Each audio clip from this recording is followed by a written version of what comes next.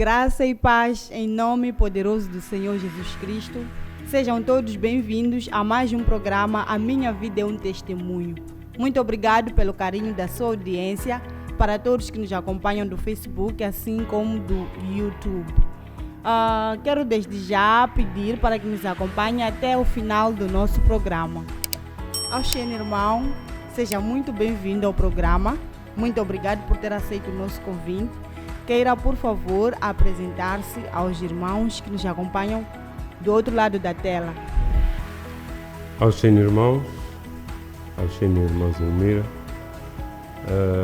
aqui é o irmão Eliseu Lourinho também, servo na Casa do Senhor, isto é, Ministério Profético de Cristo, IGGCOM. Quero agradecer pelo convite, dizer que é uma gratidão imensa estar aqui, poder lhe dar aquilo que é o meu testemunho, em nome de Jesus Cristo. Muito obrigado, irmão Eliseu. Bom, gostávamos que nos contasse como e quando conheceu o Ministério Profético de Cristo. Eu conheci o Ministério Profético de Cristo há sensivelmente 8 a 9 anos, talvez esteja a fazer 9 anos agora, não tenho assim uma certeza clara, mas conheci o Ministério através do convite que eu tive do casal de amigos, e por acaso esse casal de amigos eram amigos da minha esposa, né? Então eles formalizaram um convite para virmos participar de um culto. Nesse caso é o casal Band, né? E aceitei o convite junto com a minha esposa e desde lá estamos aqui prontos para servir o Senhor. Pois bem, irmão Eliseu, qual foi a tua primeira impressão, a primeira vez que entrou no ministério? Foi tudo diferente, dizer que nunca havia participado de um culto, né? No ministério. Foi a primeira vez que eu conheci o ministério. Isto para dizer o quê? De antes, no convívio familiar, quando a gente ainda é criança, nos levam à igreja, não é? Com os nossos pais. E as igrejas que eu ia, né? Neste caso era a Igreja Católica, que por um tempo foi substituída pela Igreja Zion, não é? Não sei se estou a dizer bem, não sei se percebem, mas eu conheci como Zion, né? Em inglês acho que dizem Zion, né? Exatamente, então foi essa igreja que eu frequentei mais com a minha mãe, neste caso. Então, ao andar do tempo, também frequentei outras igrejas, e uma delas foi a famosa Universal, né? Então, lá as coisas são totalmente diferentes.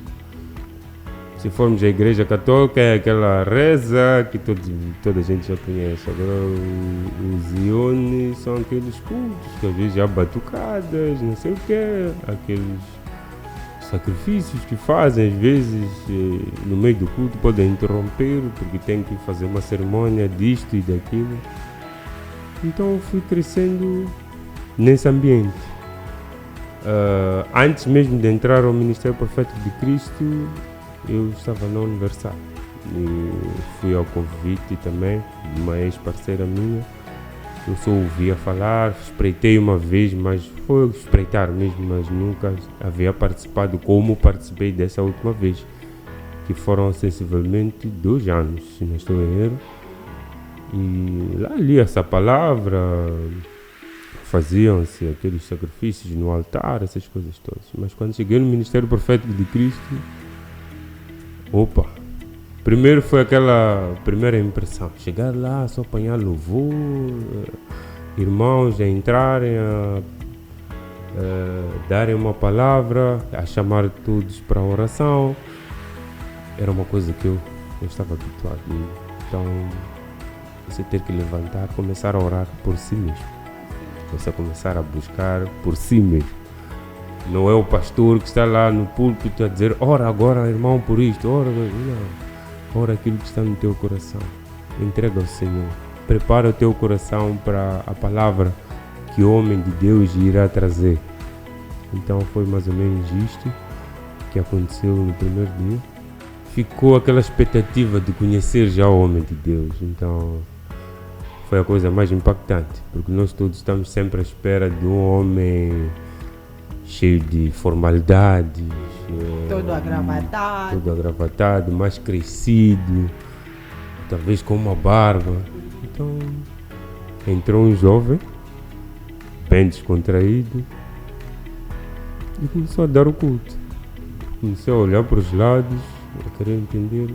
Já começou. Na verdade o culto já havia começado. Era o Man of God a dar o culto.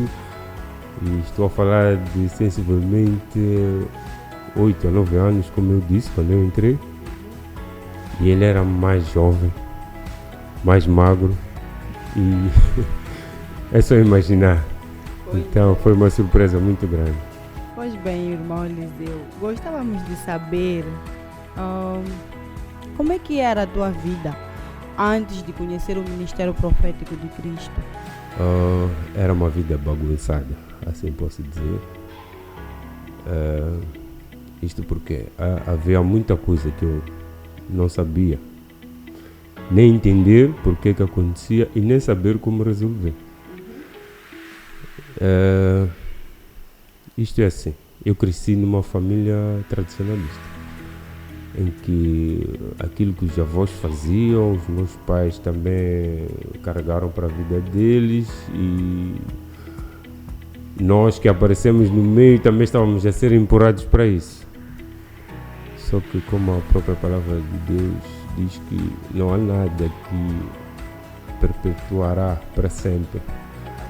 Ainda que seja uma maldição, essa maldição pode operar uma família, talvez até terceira, quarta geração. E estando aqui a dizer isso, eu percebo que acho que eu nasci numa geração que foi a geração que Deus escolheu para romper isso. O que é que eu estou a tentar dizer isto? Os meus avós eram daqueles que podiam casar 3, 4 mulheres na mesma casa, ou até se quisesse levar numa outra família podia levar, mas o que é que se fazia naquela altura? Faziam de tudo para serem todas da mesma casa, as irmãs que se seguem irem casar naquele lar em que foi a mais velha. Então isso aconteceu com o meu avô, aconteceu com o meu pai. Então chegou a minha vez, não é? Eu já carregava isso comigo, mas eu não tinha vontade com que isso se tornasse real na minha vida. Mas lá na cabeça já vinha de, na família é assim. Opa, são coisas que quando não tens orientação, simplesmente assumes na tua vida e pensas que é aquilo. Então, estávamos a ser conduzidos mais ou menos pelo mesmo caminho. Eram aquelas práticas de culpata, como dizem, né? Invocar espíritos. Você não pode fazer nada sem antes ir ajoelhar num canto. Se não tem uma árvore em casa, tem que ter um canto na sala, tem que deitar lá vinho. Tinham que ter sempre um altar. Exatamente. Então nós fomos crescendo no meio daquilo. Chamavam-se curandeiros lá em casa para tentar procurar perceber-se certas situações da vida, né?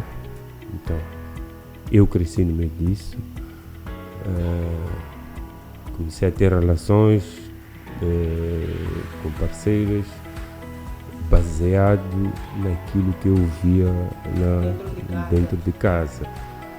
Então, quando um indivíduo cresce e depois quer encaminhar-se, também diz, eu vou fazer aquilo que os meus pais faziam. O espelho é o que acontece aqui. Exatamente. Aquilo que acontece dentro de casa. Exatamente. Então, só que eu hoje acredito que essa não era a vontade de Deus. Sim. E muitas das vezes eu não tomava a iniciativa de procurar. Eu sempre, alguém me levava. Em casa era a minha mãe que trazia.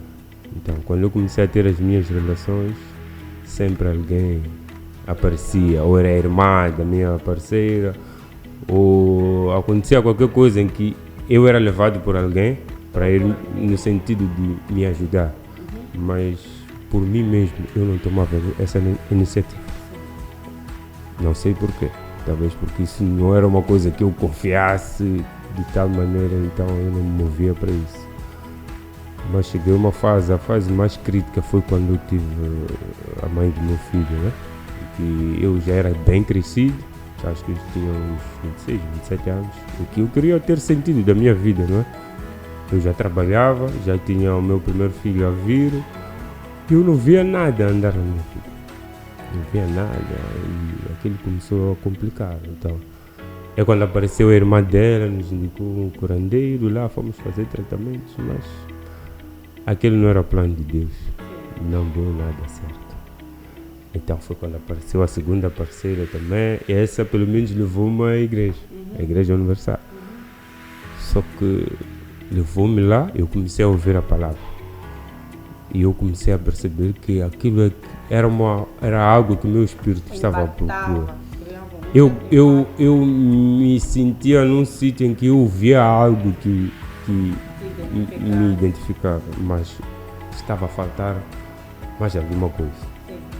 Então, mas eu empenhava-me, eu ia à igreja, até já ia mais que a minha própria parceira que me levou para lá. Pelo menos a igreja já ia sozinho. Exatamente. Então, chegou uma fase em que parecia que eu era o que mais puxava para a igreja e ela para outro caminho. Ela queria ter saídas, essas coisas. Eu até cortei álcool, porque eu consumia álcool. Eu tinha parceiras, não é? Fora. Então, quando comecei a ir à igreja, eu cortei isso tudo. Comecei a ouvir a palavra, aquilo que a Bíblia diz, né? Que o homem deve ter só uma única parceira. Então eu comecei a me focar naquilo e que o consumo excessivo do álcool não era bom porque criava problemas após, né? O consumo de álcool, a pessoa perde controle e tudo. A palavra fala muito bem disso, não estou em altura agora para dizer exatamente como a Bíblia diz. Já alguma vez passou por essa experiência do álcool, ter consumido de uma forma muito excessiva? Eu já, mas isso foi quando eu tive a minha segunda separação com esta parceira que me levou à igreja. O que aconteceu?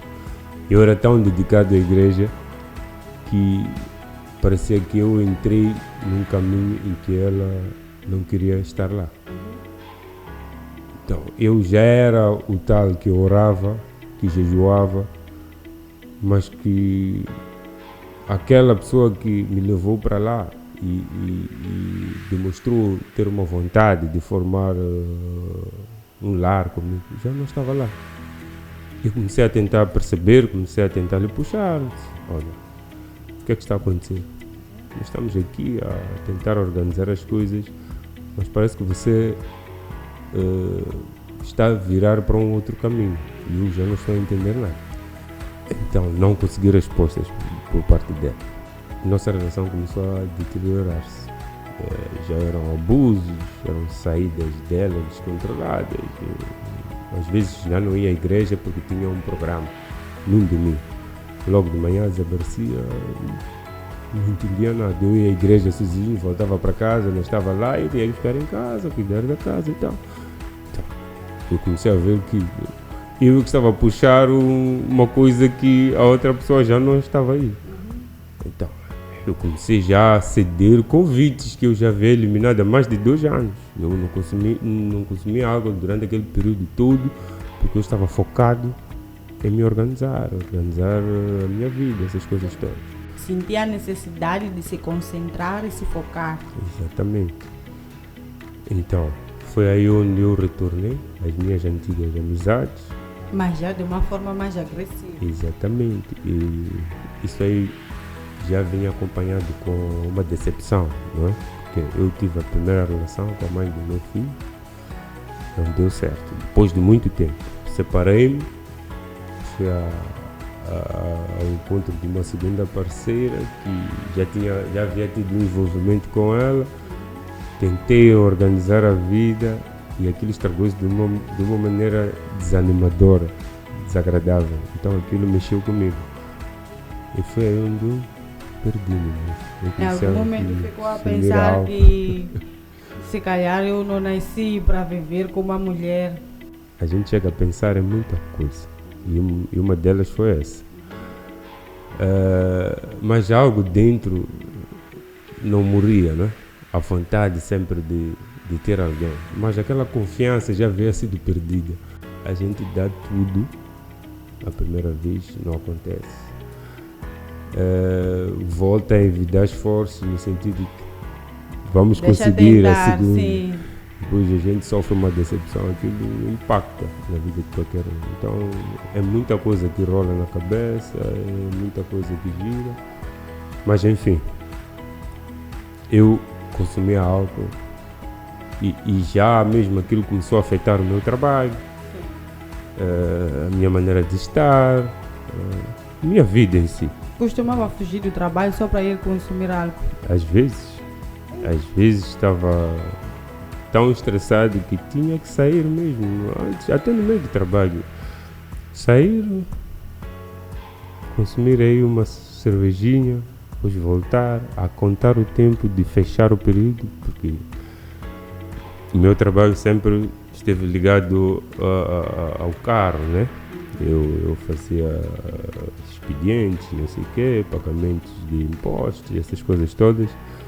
Então tinha que conduzir-me, deslocar aos sítios, essas coisas todas.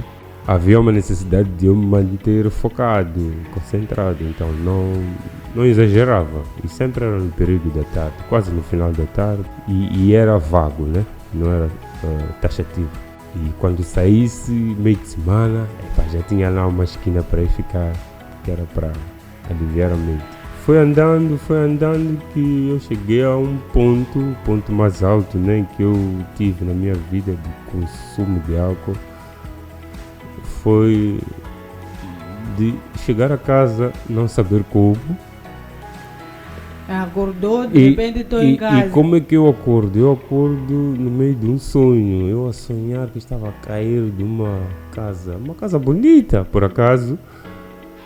Eu estava na varanda, primeiro andar, e estava cheio de árvores. Então eu naquela varanda, não sei se perdi equilíbrio, estava a tentar descer dali, não sei, só sei que eu bati aqueles ramos todos e fui até o chão.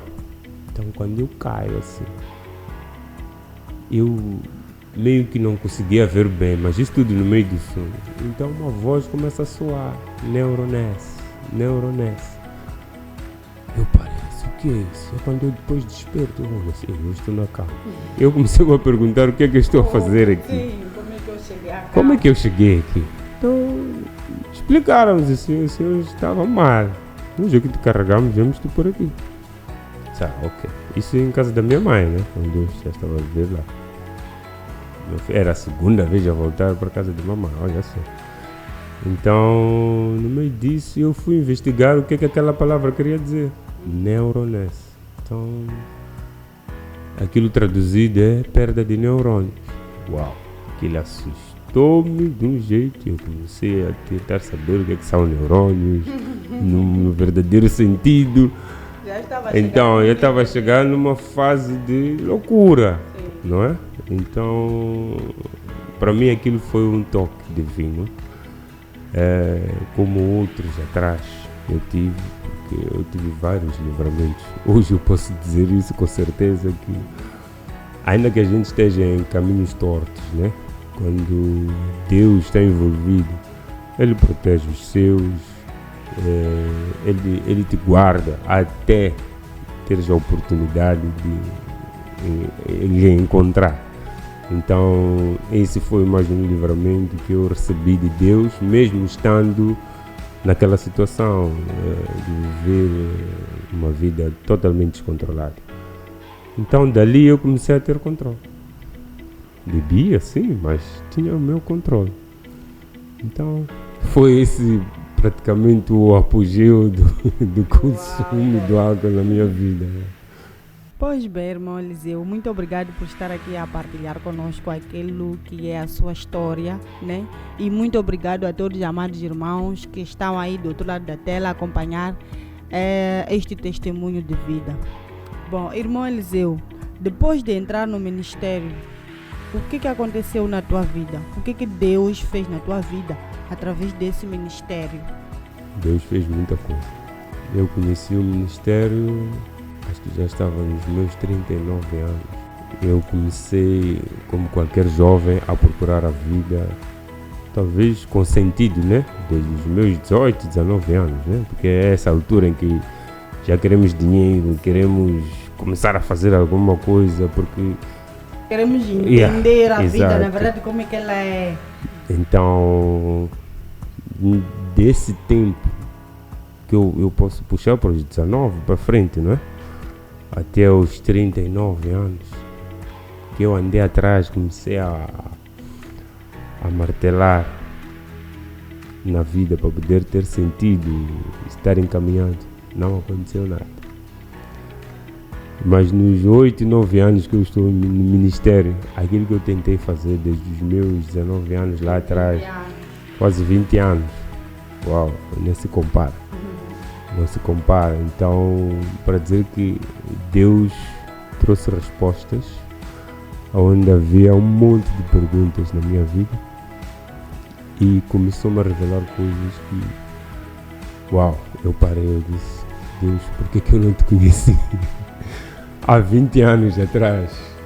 Mas a vida é assim mesmo, os planos de Deus são sempre assim. A gente sempre, quando se encontra com Ele, sempre temos essas perguntas, mas enfim, acho que é um percurso que a gente tem que ter até lhe encontrar.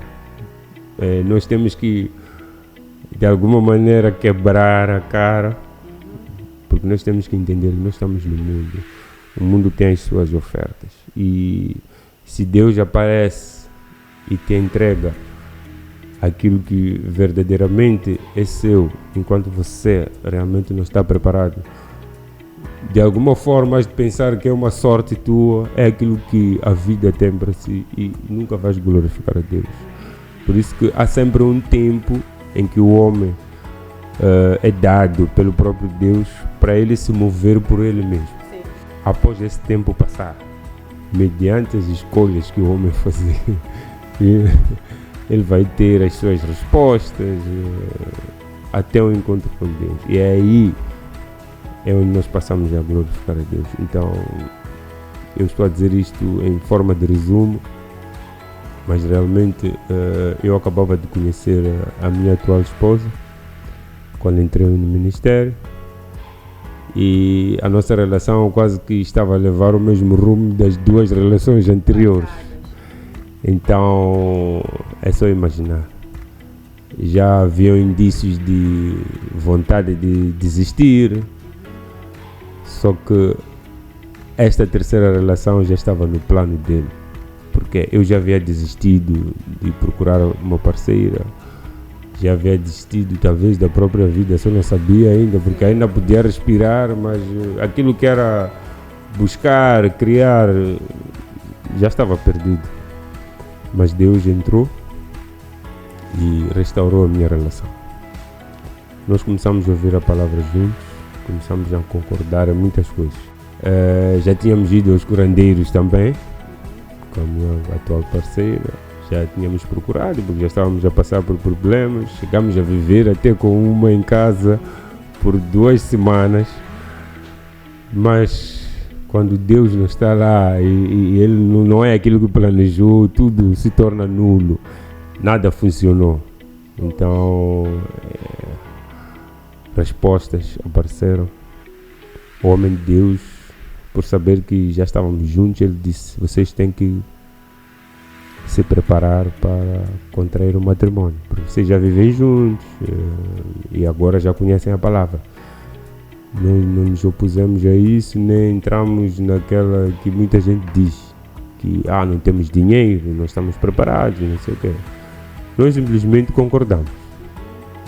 A única coisa que fomos apresentar ao homem de Deus era aquilo que era a nossa situação, não é? A situação real. Sim. Então, que nós não estávamos preparados. Mas o homem de Deus foi implacável, como ele sempre é. E é uma coisa que eu admiro muito nele. O profeta Daniel disse: marquem a data, que Deus vai prover tudo que vocês vão precisar. Eu não duvidei em momento algum. Eu só disse à minha parceira: vamos procurar um sítio onde nos agradar, vamos marcar uma data e vamos começar a trabalhar para pagar esse sítio e para preparar o nosso casamento. Acredita que não tínhamos nada.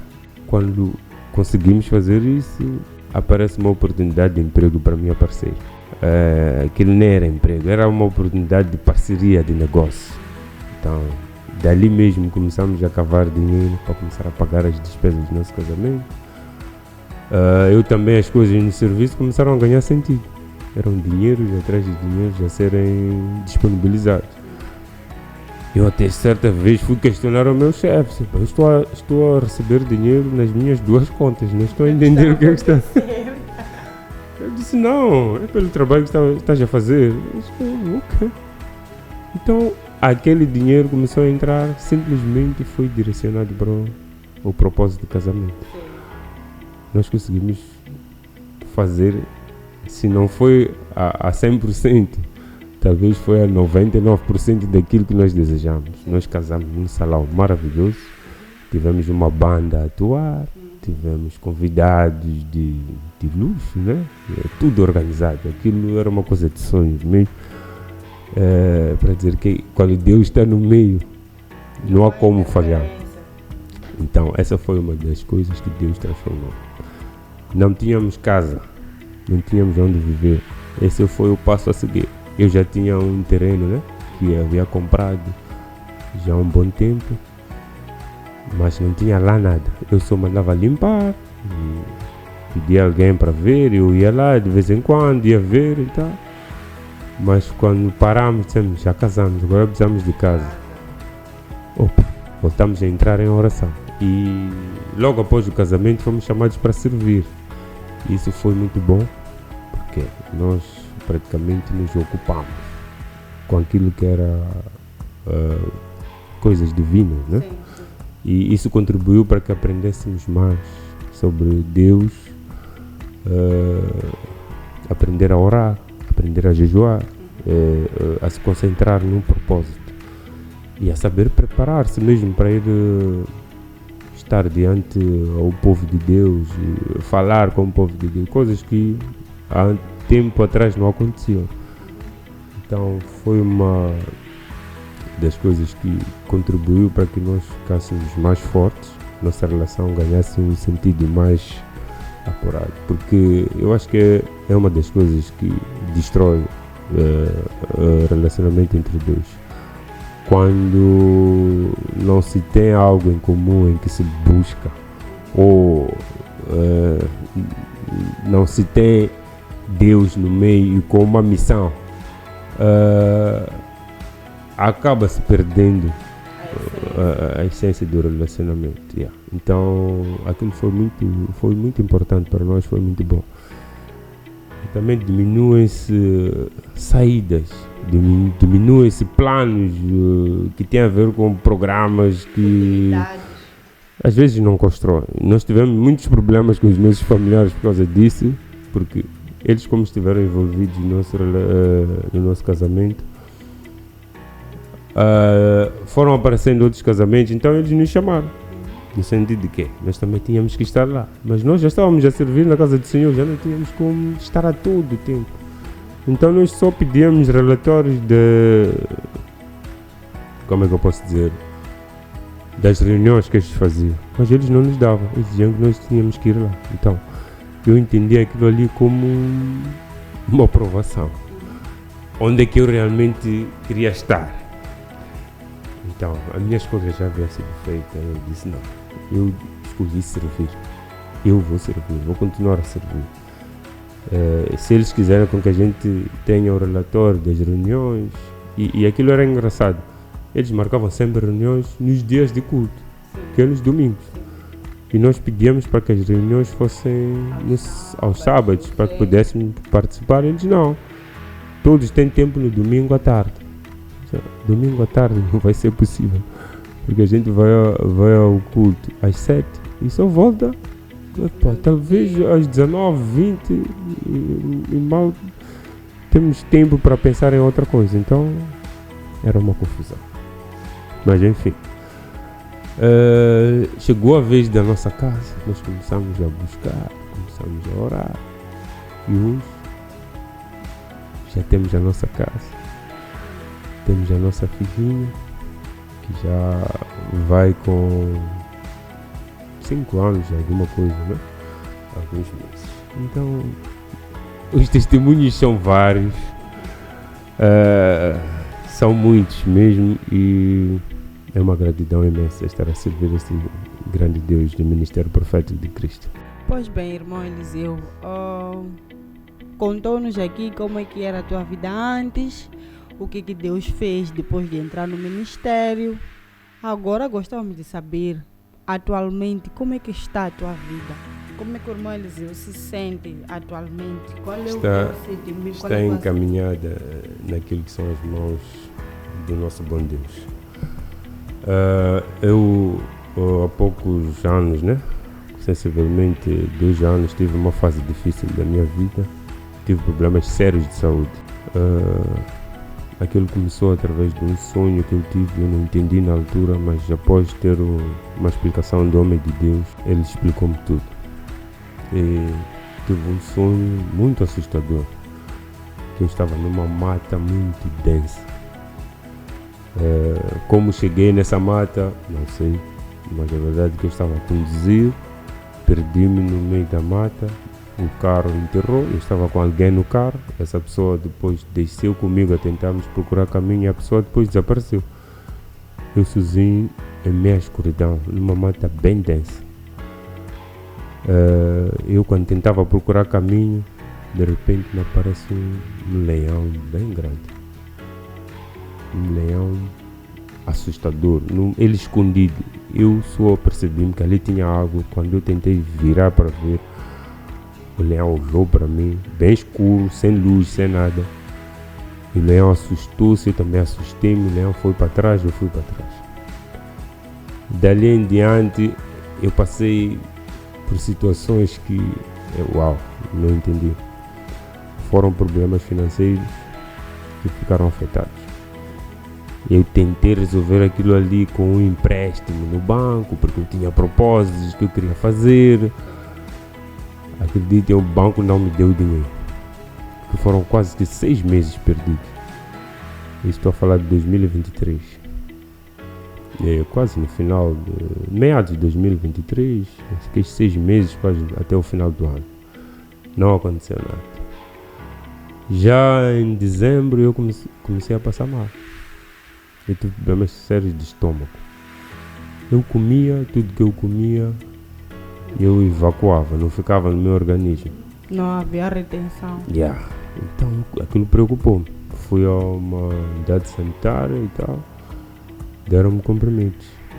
Comecei a tomar. Vi melhorias. Então em dezembro aquela agitação, não sei o quê. Passei dezembro normalmente. Então chegou o 2024. Nós, como servos da casa do Senhor, junto com as ovelhas que se juntam à causa, né, temos sempre um propósito que a gente levanta de jejum para fortificar o ano, orar a Deus naquilo que é a apresentação nossa de nossos planos, né, mas divinamente instituídos, né? Exatamente. Então entramos nesse propósito e éramos jejum de 30 dias. Só que eu e a minha esposa decidimos fazer em 40 dias. E a acabar, não naquela hora estipulada das 15, mas nós íamos até as 18. Porque eu percebi que eu tinha que fazer algo mais intenso, algo que eu nunca havia feito. Então veio aquela orientação. Então eu disse à minha esposa, vamos fazer este jejum para vermos se a gente sai disto, porque isto não é divino. E se nós não nos movermos, não havemos sair disto. Lá começamos a jejuar. O jejum começou sensivelmente a 15 de janeiro, já quase na segunda semana de fevereiro, né? Acho que já passavam 20 dias, o meu organismo começou a fraquejar. Eu já vinha lá atrás com problemas de estômago, não sei o quê, que eu ia gerindo. Então, quando entramos no propósito, aquilo voltou. Por quê? Eu não comia das 0 às 18, só a beber água. Então o organismo começou a cobrar. Eu estava bem magro. E dali, aquilo que eu já consumia, quase que não ficava mesmo. Eu perdia. Eu ia à casa de banho e evacuava. O que é que torna aquilo pior? Eu comecei a ter vômitos.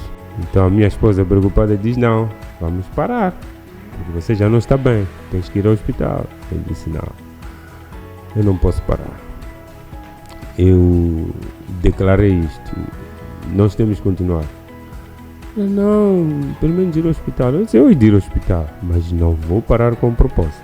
Então continuamos, fui à unidade sanitária, fui fazer consulta, expliquei. Deram-me um outro tipo de comprimido, um pouco mais forte, tomei. Naquela semana, acho que já estava no 35º dia de jejum. Os outros já haviam terminado, porque eles fizeram em 30 dias, nós decidimos fazer em 40 dias. No 35º dia, as coisas pareciam que estavam a melhorar, mas aquilo foi uma enganação. Então tudo voltou. E para piorar, eu comecei a ter dores nas paredes do estômago, aqui em cima, nos pulmões. Eu, quando consumisse algo, tomasse um sumo assim, começava a arder tudo. Então expliquei a alguém que eu conhecia, disse, isso só pode ser úlcera.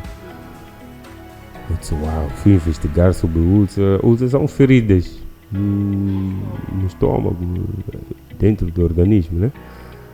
Então aquilo preocupou. Mas mesmo assim eu disse à minha esposa, não vamos parar, vamos continuar. Lá fechamos 40 dias, eu já estava mal. Havia dias que eu tinha que ir com a minha esposa para a igreja, porque nós estávamos escalados para fazer as orações após o jejum. Só voltávamos para casa às 21, 22, sem comer nada. E ficávamos lá, a orar. Então chegávamos a casa, era tudo rápido, porque às 0 tinha que cortar tudo. Não podia continuar a alimentar. Então aquilo impactou de uma certa forma na minha saúde. E uma semana depois, após terminar os 40 dias, eu fiquei um pouco, né? Incomodado. Tentei ver se podia resolver aquilo, porque já podia comer alguma coisa. Mas o que eu estava a notar é que o meu organismo já não aceitava alguns alimentos. Uau! Aquilo foi se intensificando. Fechamos o fevereiro e eu tive uma recaída. Fomos à igreja, fomos explicar ao homem de Deus orou para mim. Teve uma semana tranquila, só que na sexta-feira volto a ter uma recaída. Domingo de novo tivemos que ir à igreja. O carro avariou. Eu já não tinha como sair de casa, eu tinha que apanhar chave. E no estado em que eu estava era muito complicado. Mas enfim, nós decidimos sair de casa. E olha que nesse domingo, quando saímos, estava a chover. Uau! Que nem estrada para andar não tinha. A sorte é que quando fomos à paragem encontramos um chapa. O primeiro chapa levou-nos até a rotunda do CMC. Da rotunda do CMC apanhamos o outro, veio nos deixar até a esquina aqui do Albazino, né? Aqui na Vila Olímpica. Dali tínhamos que caminhar até ao Ministério e todas as ruas estavam alagadas. Acredita, saímos de casa às 9, só chegamos ao Ministério às 14. Entravam a nadar. A nadar, mas em busca de solução. Aquilo foi impactante. Foi impactante mesmo, porque nós já não confiávamos em nada a não ser nosso Deus. Então, nós tínhamos que ir à igreja. Chegamos à igreja, eu sentei lá fora a puxar ar, homem de Deus a dar a palavra, começou a orar, depois veio orar para mim. Orou. Então, e ali fui para casa. Só que na segunda-feira, nesse caso que era um feriado, era tolerância de ponto, porque o feriado foi mesmo no domingo, fiquei em casa. Só quando fico em casa notei que nada, algo não está bem. Então eu fiz uma ligação para uma minha chefe para poder ter acesso à clínica, né? Que eles disponibilizavam para nós os trabalhadores.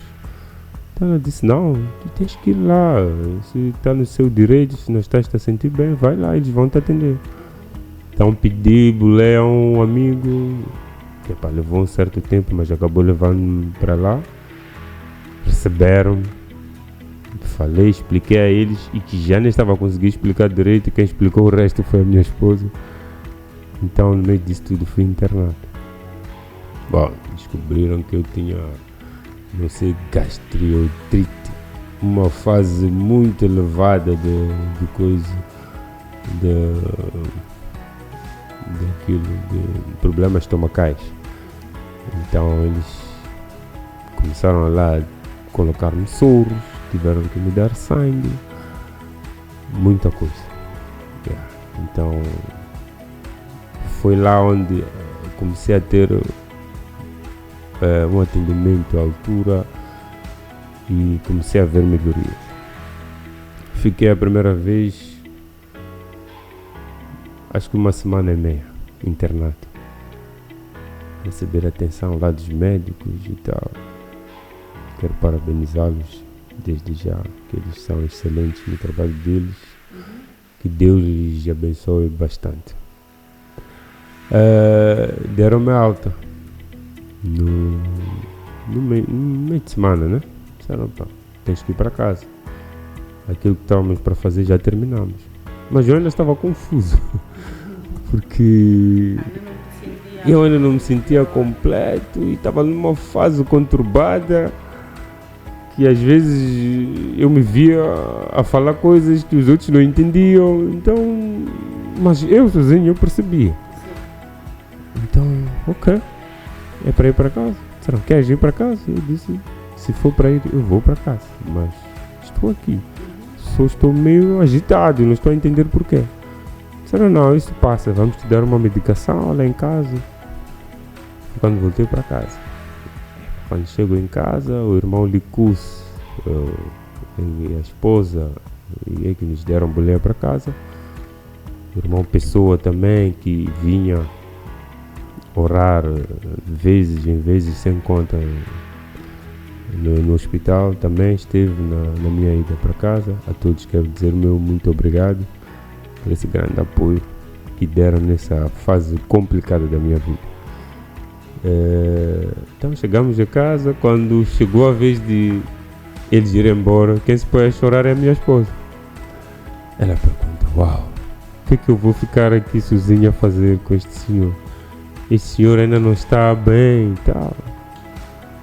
Mas a irmã Lola confortou ela, disse, não, tens de ser forte, é teu marido, ele não tem outra pessoa quem vai cuidar dele a não ser você. Então ela entendeu. Então ficamos em casa. Acho que ficamos sensivelmente 1 semana. Eu conseguia me alimentar bem, claro, com a esposa que eu tenho, não tinha como. Que em 5 minutos vinha me dar algo para comer. Opa, às vezes aquilo aborrecia, mas era algo necessário. Então ficamos 8 dias lá, fomos à consulta. Só que quando vou à consulta, uau, eu cheguei lá e eu estava com uma dor no meu corpo, né? Quase que por dentro. Então eles disseram que eu tinha que fazer acho que é uma radiografia aqui. Então foram descobrir que uau, eu estava a ter algo dentro que eu nem sei explicar, que eu precisava ficar internado. Foi a segunda vez que me internaram. Eu fiquei mais, acho que foi simplesmente uma semana e meia também, se não 2. Mas eu já não estava a gostar nada daquilo. Uau, ninguém quer ficar no hospital, ninguém quer ficar internado, mas eu tinha que ficar, não é? Fiquei mais 2 semanas.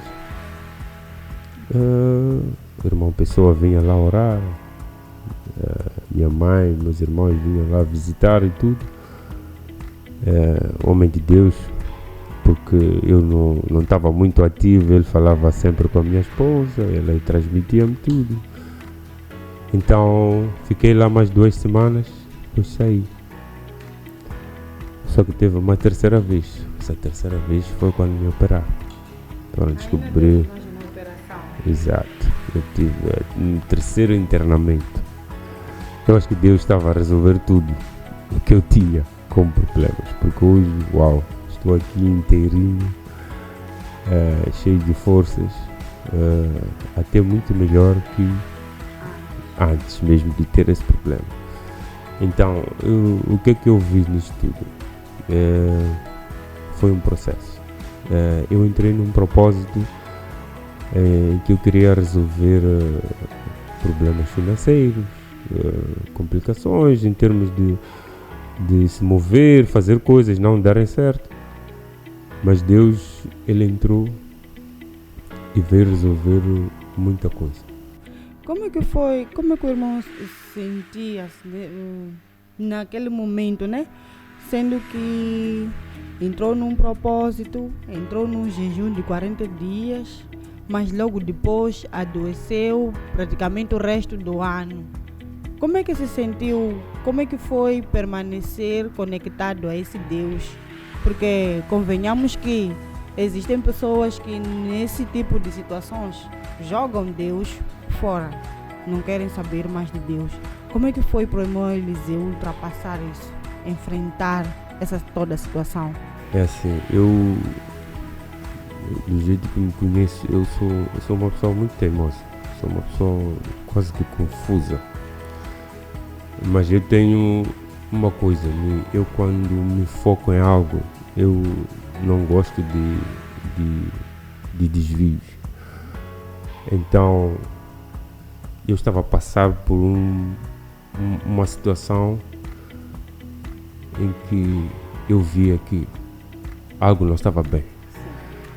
E eu já havia entregue a minha vida em Cristo. E a única coisa que eu tinha a fazer era buscar respostas em Cristo. A palavra já diz que no mundo tereis aflições, mas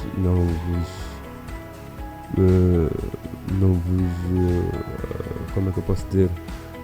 Não se percam, não se atormentem por isso, porque eu já venci o mundo, não é? Então, era isso que eu tinha em mente. Estar em Cristo não é tudo andar bem. Estar em Cristo não é viver, como eu posso dizer, paixões a explodirem, fogo de artifício. Não é isso. Estar em Cristo é crescer a cada dia.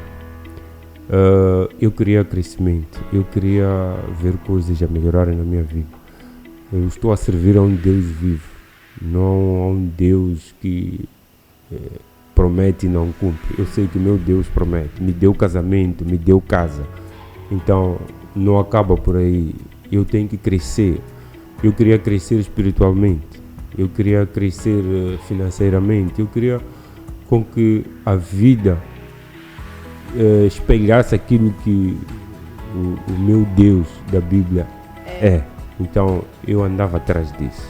Então quando tive aquela fase de crise na minha vida e após passar por aquela crise financeira, eu comecei a ter problemas de saúde. Eu disse não, eu tenho que entrar num propósito para eu cancelar isto. E são esses ensinamentos que eu fui tendo anos após anos com o homem de Deus. Então eu disse não, acho que agora sou eu e Deus.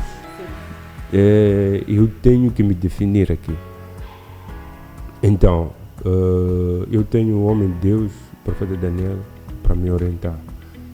E tenho o Deus de todos nós que nos auxilia em tudo aquilo que nós fizemos mediante a sua palavra. Então, eu quando entrei no propósito, determinei o que eu determinei. Passei mal por isso, mas eu disse não. Primeiro, neguei parar com o propósito porque eu entendi que se eu desistisse, eu estaria a deitar fora tudo aquilo que eu havia determinado e que eu havia acordado com Deus. Então, eu estava a chamar o fracasso, a derrota para a minha vida. Então eu disse não. Ou isto leva para a vida ou isto leva para a morte. Eu não fiz um pacto com um Deus que não ouve, que não ora. Eu fiz um pacto com um Deus que responde. Então eu decidi continuar. E olha só, eu agora estou-me a lembrar de um sonho que eu tive no meio desta confusão toda. Eu lembro que eu sonhei com a irmã Claire. Eu estava em casa a dormir, eu já estava a passar por essas situações. Eu não sei dizer se foi no meio do próprio jejum ou foi um pouco antes, mas eu lembro que eu já não estava bem. Eu estava na cama, deitado, estávamos a dormir, né?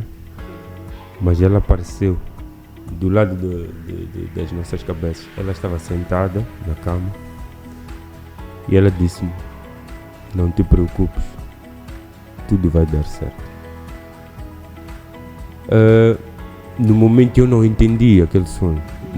Eu só olhei, eu ouvi o que ela disse e eu caí num sono.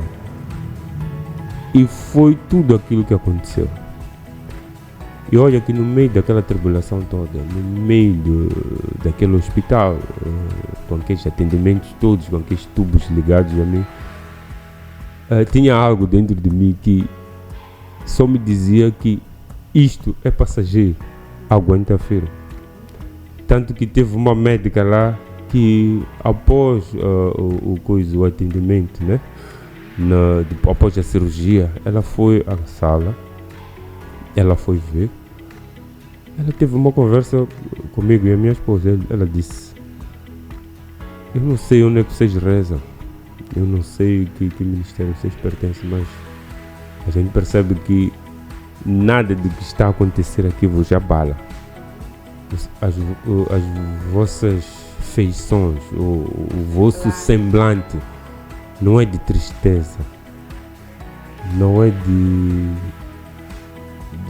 algo que está a acontecer no sentido de vamos para onde, como é que isto vai acabar.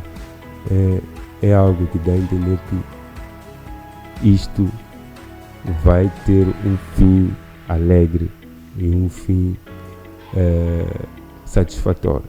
Então ela até pediu conhecer o ministério, nós lhe demos o link no Facebook e tudo. Então ela deu um testemunho grande ali conosco. Dia seguinte ia sair para casa. Então parecia alguém que Deus enviou para dizer: uau, vocês aguentaram firme, vocês estiveram aqui, vocês espantaram as pessoas que passaram por vós, que vos viram, porque vocês estavam tão firmes que isto aqui foi impactante, que até impactou a ela mesmo, que veio testemunhar ali. Então é só ver, nós passamos por isso tudo, continuamos firmes. Então aquilo que havia determinado, eu segurei nas mãos. Eu disse: eu vou continuar com este meu Deus, seja o que for. Ou é para a morte ou é para a vida. Mas eu entreguei o meu coração a Cristo. E a palavra que eu aprendi, não vou deitar fora. Então é isso que temos segurado até hoje. É este homem que vocês estão a ver a se reerguer a cada dia. Eu estava magro, eu estava irreconhecível. É engraçado que até os serventes lá na clínica queriam me dar banho. Eu não aceitava, porque eles viam que esse indivíduo nem andar não consegue. Mas eu conseguia dar passos, segurava mais paredes, mas eu dizia: ninguém vai me dar banho, eu vou tomar banho pessoalmente, porque eu consigo me pôr com água e tudo. Eu tirava a roupa, tomava banho, vestia, voltava para a minha maca. Então aquilo ali espantava eles. Então é essa determinação que eu sempre carreguei e carrego até hoje. Então É algo que eu até posso tentar explicar em palavras que não vou conseguir. Exato. Pois bem, irmão Eliseu, muito obrigada por ter partilhado conosco esse testemunho de vida, né? Gostava que o irmão deixasse um conselho, um recado para os irmãos que nos acompanham do outro lado da tela, que passaram pela mesma situação ou que estão a passar pela mesma situação que o irmão não passou, que o irmão Eliseu passou, mas conseguiu ultrapassar e confiar em Deus. Para os irmãos que estão nos acompanhar, o que o irmão Eliseu tem para dizer? Eu só posso dizer, busquem a Deus em espírito e em verdade. Quando Jesus Cristo diz que vinde a mim todos cansados e oprimidos e entreguem-me os vossos fardos que eu vos aliviarei. Ele, de uma certa forma, ele está a tecer uma metáfora. A verdade, ele está a dizer, olha para mim, olha o que eu passei por ti. Será que o teu fardo é tão pesado que você conseguiria carregar o meu? Então, aguentem firme para aqueles que estão em Cristo. Não desistam. Provações terão a todo momento. Porque aquilo que ele passou, nenhum homem, creio eu, que no mundo teria passado, a não ser o próprio Deus, descer em forma de filho e se fazer carne para poder passar, para nos limpar de todos os nossos pecados e tudo aquilo que nos aconteceu. Se não fosse o próprio Deus descer aqui e se tornar carne, viver como homem, sentir a dor dos homens. Nós sabemos que Cristo, no meio do caminho, rogou ao Pai que lhe tirasse o cálice. Mas Deus permaneceu no silêncio. Por quê? Porque havia uma necessidade com que o próprio Cristo passasse por aquela situação para ver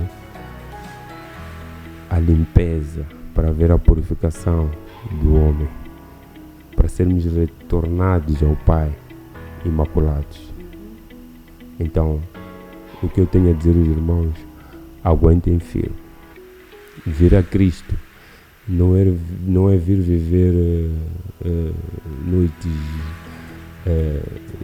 como se estivéssemos na farra de diversão, não. É negar-se a si mesmo e dizer, Cristo, estou aqui, toma a dianteira. Então eu aconselho ao amado irmão a aceitar esta caminhada, não um aceitar da carne, mas um aceitar espiritual, porque Deus é espírito. Ele nos criou em espírito e em verdade. Nós só estamos dentro de um corpo porque estamos aqui no mundo. Somos almas viventes, mas esta alma nós temos que nos preocupar para onde é que ela irá após nós partirmos deste mundo. Por isso eu convido a todos, venham a Cristo, venham a apresentar-se à casa do Senhor. Não necessariamente ir ao ministério, mas se o ministério profético de Cristo realmente te cativou, algo você ouviu, então lá é a sua casa. Venha ao ministério profético de Cristo. O homem de Deus está lá, os servos do Senhor estão lá para te atender, para te receber e te encaminhar naquilo que é a verdade e a vida. Em nome de Jesus Cristo. Pois bem, muito obrigada, irmão Eliseu. Nós oramos verdadeiramente que Deus abençoe a tua vida, que Deus abençoe o teu casamento, que Deus abençoe os teus caminhos e que a mão de Deus esteja sobre a sua vida em nome de Jesus Cristo. Muito obrigada a todos os irmãos que nos acompanharam até o final deste que é o programa A Minha Vida é um Testemunho com a irmã Zulmira. Este é o Ministério Profético de Cristo, a Casa da Palavra e da Libertação. Paz e Deus abençoe a todos.